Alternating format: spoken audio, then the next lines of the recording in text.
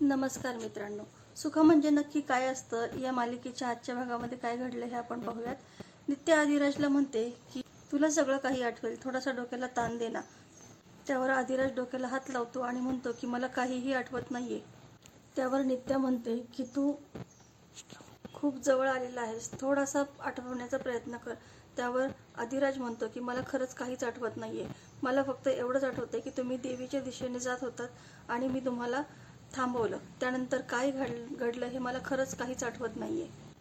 तुम्ही मला कोणत्या चक्रव्यूहामध्ये अडकवलं आहे हे काहीच कळत नाहीये. आजपर्यंतचं सगळं आयुष्य सगळं ढवळून निघाल्यासारखं वाटत आहे. त्यावर नित्या म्हणते की मी तुला नाही अडकवलं, पण तू याच्यामध्ये अडकला गेलेला आहेस आणि यातून बाहेर पडण्याचा मार्ग हा कुठे बाहेर नाही, तर तू तुझ्या आतमध्येच आहे. तुला पडलेल्या सर्व प्रश्नांची उत्तरं जेव्हा तुला सापडतील तेव्हा तुझी एकट्याची नाही तर आमची सर्वांची देखील सुटका होणार आहे. आणि त्या क्षणाची मी खूप आतुरतेने वाट पाहत आहे. तू नको काळजी करू, काहीही झालं तरीही मी तुझ्यासोबत आहे. कारण गौरी, असं म्हणून ती लगेच थांबते आणि नंतर म्हणते की नित्या लव्ज आदिराज आणि आदिराज लव्ज नित्या. इकडे शालिनी फार रागत असते आणि मला कुठल्याच प्रयत्नांना यश का येत नाहीये, काय झालंय हे काहीच कळत नाहीये. जसं मी गौरीला संपवलं तसंच नित्या तुला देखील मी आता संपवणार आहे, असं ती स्वतःशी बोलत असते.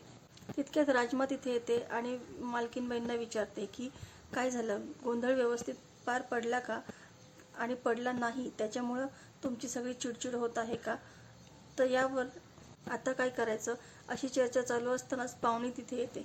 पाहुणी शालिनीला म्हणते की मालकीनबाई, तुम्ही जसं सांगितलं तसंच मी केलं आणि नित्या माझं सगळं ऐकायला पण लागली होती, पण अचानक हे काय झालं हे मला काहीच कळत नाहीये. मग हे कशामुळे झालं. शालिनी पाहुणीला म्हणते की हेच तर मला तुला विचारायचं आहे की नेमकी काय झालं आहे. तू तिला नक्की औषध दिलं. तू जर तिला औषध दिलं असेल तर हे असं घडणं शक्यच नाही. या अगोदर तिला कोणी काही सांगितलं होतं का, असं बघून राजमाकडे ती शंकेने पाहते. दिवसभर तू कुठं होतीस असं ती तिला विचारते. त्यावर राजमा म्हणते की झालं का आता, तुमचा एखादा प्लॅन फसला तर तुम्ही लगेच माझ्यावरती संशय घेता, हे काही बरं नव्हे. आणि तुमचा जर एवढाच माझ्यावर विश्वास नसेल तर तुम्ही इथून पुढे मला काहीही सांगू जाऊ नका. दरवेळी मी आता हे असं सिद्ध करत बसायचं का, असं ती म्हणते.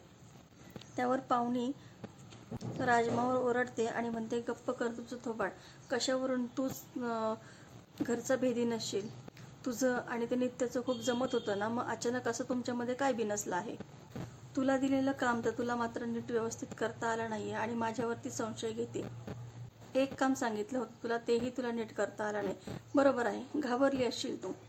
त्यावर पाहुणे म्हणते की मी काही त्या नित्याला घाबरलेली नाही. राजमा म्हणते की मग त्या आदिराजला घाबरली असणार तू. हो नक्कीच. या सगळ्याचा पत्ता जर आदिराजला लागला असता तर आदिराजने तुला घराबाहेर काढलं असतं, म्हणूनच तू तिला औषध दिलंच नसेल. त्यावर पाहुणी चिडून म्हणते की मी औषध टाकलं होतं आणि नित्याची टेस्ट सुद्धा घेतली होती, विचार हवं तर मालकीनबाईंना. त्यावर राजमा म्हणते की काय माहिती कोणी पाहिलं तू टेस्ट घेतली की नाही घेतली. तू आम्हाला सांगायचं आणि आम्ही तुझ्यावरती विश्वास ठेवायचा का. त्या दोघींचे असेच वाद चालू असताना शालिनी मात्र जोरात ओरडते आणि उठते. शालिनी पाहुणीला म्हणते की तू जर नित्याला औषध दिलं नसेल तर मी स्वतः तुला त्या घरातून बाहेर काढीन. आणि लगेच ती राजमाकडे येते व तिला म्हणते की जर तू घरचा भेदी असशील तर तुझं नख सुद्धा कुणाला दिसणार नाही, हे लक्षात ठेवायचं. आणि शालिनी तिथून रागाने निघून जाते. इकडे आदिराज झोपलेला असतो व पाण्याची शिंतोडे त्याच्या अंगावर उडतात म्हणून त्याची झोप मोड होते. तो वर बघतो तर तिथे नित्या तिचे केस झाडत असते. त्यावर नित्या म्हणते की सॉरी, माझ्यामुळे तुझी झोप मोड झाली का, तर तो म्हणतो नाही आणि तो तिच्याकडे एकटक पाहतच राहतो. आदिराज नित्याला म्हणतो की मी इथे कसं काय झोपलो. त्यावर नित्या त्याला म्हणते तू काल रात्री खूप अस्वस्थ होतास, विचारत होतास आणि त्यामध्येच तो इथं झोपून गेला आणि तुझी झोप मोड व्हायला नको यामुळे मीही तुला उठवलं नाही. आदिराज म्हणतो की मी इथं झोपलो होतो, मग तुम्ही कुठं झोपला होतात. त्यावर नित्या म्हणते की मी कुठे झोपणार, मी इथेच झोपले. आणि मग त्यावर आदिराज म्हणतो की झोपण्यासाठी अंथरूण पांघरुणाची गरज नाही का. तर नित्या म्हणते की ठीक आहे ना, तुमच्या पायाला कधी जमिनीची धूळसुद्धा लागली नाही आणि आता तुम्ही माझ्यासाठी या घरामध्ये खाली झोपला आहात. खूप त्रास होत असेल ना तुम्हाला या सगळ्या वागण्याचा, माझ्यामुळे तुम्हाला खूप त्रास होतो ना. तर नित्या म्हणते की हो, खूप त्रास होतो मला तुझ्यामुळे, आणि त्याच्याजवळ जाऊन बसते. आणि हो, सारखा स्वप्नात येतोस माझ्या. मी एकटी असताना तू बाजूला असल्याचा भास होतो मला. मी एकटी असताना तुझा आवाज येतो मला. असं म्हणून थोडी जवळ जाते आणि डोळे बंद केले ना की मला तूच दिसतोस. असं म्हणून ती पुन्हा आणखी आदिराजच्या जवळ जाते. मी जिथे जाते तिथे मला तुझंच वावर आहे असं वाटतं. सगळीकडे तू मला व्यापून टाकलं आहे. पण प्रत्यक्षात मात्र खूप तुटक वागतोस माझ्याशी. त्यामुळे होतो मला त्रास. आणि ती अजून त्याच्या जवळ जाते आणि म्हणते की मला त्रास दिल्यानंतर तुलाही त्रास होतोच ना, मग का देतोस मला तू त्रास. आणि असं म्हणून ती आदिराजला मिठी मारते. त्यावर आदिराज कावराबावरा होऊ लागतो व नित्या मॅडम सोडा की मला, कोणीतरी बघेल असं तो म्हणतो. नित्या म्हणते की माझ्या नवऱ्याच्याच मिठीत आहे ना मी, मग मला कोणाची भीती आहे का. त्यावर आदिराज म्हणतो की नाही तसं नाही, पण मलाही देखील आवरायचं आहे, मलाही बाहेर जायचं आहे ना. आणि असं म्हणून तो तुला दूर करतो. पण नित्याचं मंगळसूत्र आदिराजच्या शर्टच्या बटनमध्ये अडकतं. तेव्हा नित्या हसू लागते. ते मंगळसूत्र सोडवण्याचा प्रयत्न करतो. त्यावर तो लगेच म्हणतो की तुम्हीच सोडवा, खूप गुंता झाला आहे. आणि नित्या मंगळसूत्र सोडवू लागते आणि ती म्हणते की सोडवल्यावर सगळं सुटतं आणि सगळं सोपं वाटतं असं म्हणतो. आणि आदिराज तिथून लाजून निघून जातो. इकडे शालिनी आराम करत असते. तेव्हा राज मांडलेला असतो. ती चहा द्यायला लागते आणि ज्या हाताला भाजला आहे त्या भाजलेल्या हाताला तिचा धक्का लागतो. त्यावर ती म्हणते की काय मूर्ख बाई होती ती, तिला माझ्याच जवळ येऊन ड्युटी नाचवायची होती का. त्यावर राजमा म्हणते की मालकीनबाई खूप त्रास होतोय का तुम्हाला, थांबा मी तुमच्यासाठी मलम घेऊन येते. राजमा मलम घेऊन येते व शालिनीच्या हाताला हळू लावायला सुरुवात करते. शालिनी देखील तिला म्हणते की जरा हळू लाव.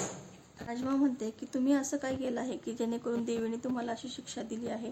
कारण असं म्हणतात की आपण जर कोणाच्या आयुष्यामध्ये आग लावली असेल तर तीच आग वाऱ्याची दिशा बदलून आपल्याकडे येते.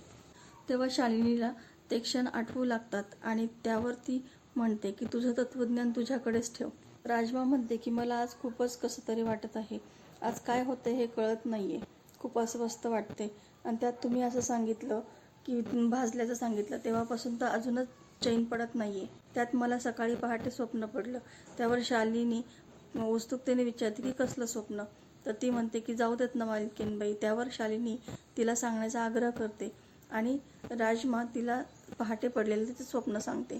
त्यावर राजमा सांगू लागते की तुम्ही या रेस्ट हाऊसमध्ये एकट्याच होत्या आणि सगळी दरवाजे बाहेरून कोणीतरी बंद केली होती.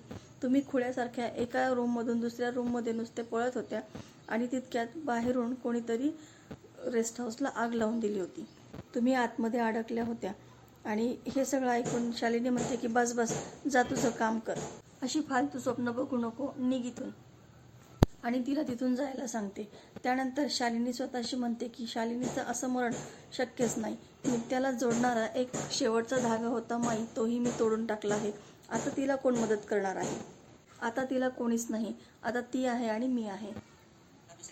इकडे विमल आणि त्यावर आदिराज म्हणतो की तात्यांना बोलवू का. विमल म्हणते का, म्हणजे तुला माझ्याशी बोलायचं असेल तर मग तुला तात्यांचा मध्यस्थी घ्यावी लागेल ना त्यासाठी. त्यावर विमल म्हणते की त्याची काही गरज नाही. आदिराज म्हणतो की म्हणजे तू माझ्याशी आता बोलणार आहेस का डायरेक्ट. मला माहीत होतं एक ना एक दिवस तू माझ्यावरचा रागही सोडशील आणि आमचं नातंसुद्धा स्वीकारशील. तर त्यावर विमल म्हणते की नाही. ती म्हणते की मी असं काहीही म्हटले नाही आणि काल मी जो गोंधळाचा घाट घातला होता तो माझ्या लेकासाठी होता, माझ्या सुनेसाठी नाही. त्यावर आदिराज म्हणतो की अगं तुझे संस्कार आहेत ना, कुठल्याही परिस्थितीमध्ये आपलं कर्तव्य विसरायचं नाही. मग मी नित्या मॅडमला एकटं कसं काय सोडू शकतो. मुंबईच्या घरात सोडून त्यांच्या आईवडिलांची नातं तोडून त्या इथं राहत आहेत. मग मी त्यांची साथ कशी काय सोडू शकतो. कोणत्याही परिस्थितीमध्ये तू तरी मला असं करू दिलं असतं का. त्यावर विमल म्हणते की मी तरी काय करणार आहे. जसे त्या नित्या मॅडम तुझ्या आयुष्यामध्ये आल्या आहेत तशी तुझ्या आयुष्यामध्ये संकटांची मालिका चालूच आहे. आणि त्यांच्या स्वतःच्या सुद्धा जीवावर बेतलंच होतं ना. आणि त्या बिचाऱ्या माईंचा सुद्धा मधल्यामध्ये जीव गेला आहे. अशी कितीतरी संकट आलेली आहेत. आणि जबाबदारीचं म्हणशील तर माझ्या घराला सावध करणं ही माझीच जबाबदारी आहे ना. तर मग मी ती पार पाडत आहे. आणि हे सर्व करताना माझा लेक माझ्याबरोबर नाही असं म्हणते. तर मित्रांनो, पुढील भागामध्ये आपल्याला पाहायला मिळणार आहे की नित्या शिर्के पाटलांच्या वाड्यात गेलेली असते. तिथे तिला जोगतीन भेटते व ती जोगतीनीला प्रश्न विचारते की माझ्या आदिराजला हे सर्व आठवणार आहे की नाही. त्यावर जोगतीन म्हणते की तुझ्या आदिराजला पहिलं काही आठवणार की नाही हे मला माहीत नाही, पण तुझ्या सर्व प्रश्नांची उत्तरं मात्र आज तुला इथेच मिळणार आहेत. त्यावर नित्या म्हणते, काय माहिती, मला तर इकडं सगळा अंधारच दिसत आहे. आणि तितक्यात स्वामी तिथे येतात आणि स्वामी तिला म्हणतात की तुझ्या आयुष्यातला अंधार दूर करण्यासाठीच मी इथे आलेलो आहे. आणि स्वामींना पाहून नित्या खूप आश्चर्यचकित होते. तर मित्रांनो, अशाच नवनवीन अपडेटसाठी या व्हिडिओला लाईक करा व चॅनलला सबस्क्राईब